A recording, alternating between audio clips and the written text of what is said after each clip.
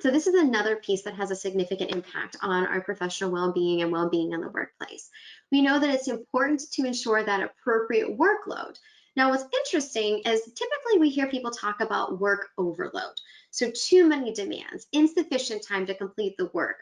But there's also going to be a key piece of work underload that another one of our business services, one of our experts spends a lot of time sharing about, is that oftentimes we can also see work underload that can have an impact. It can have too few tasks that are assigned to fulfill the time, completing tasks that are beneath someone's expert level.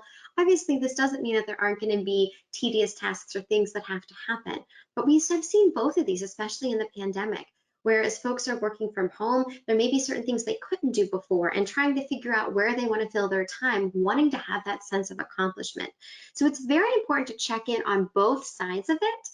Also, when we're seeing that from the overload side, maybe it is the fact that we need to hire more employees or it's a staffing issue. If that's the case, and again, there are organizations like InVista, we'd love to help with you to come up with those customized solutions to find the right fit. But we also recognize that there are going to be times when that's not a possibility. There are budget limitations, there are furloughs, there are lots of things that we've seen in the last year where unfortunately with layoffs and pieces. When that's the case, this is going to be the time where we may not always be able to achieve all of those stretch goals. And just kind of taking that re-inventory and recognizing that are there certain processes that we can automate right now? Or even just having a clear conversation with employees of what the priorities are. Yes, we have 10 things we need to get done. All of them are important.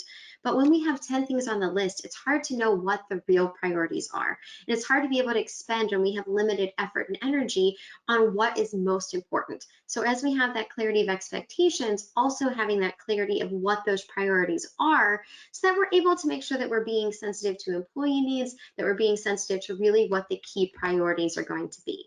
So these are also strategies for some quick take-homes where we can consider where we might be able to improve processes.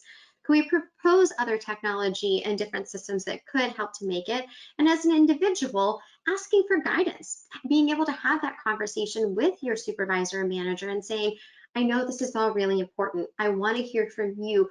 What is the highest priority that I make sure that I'm accomplishing? So in case we can't get to everything in one day, while we're going to try to do that, so you're going to be in alignment with their vision.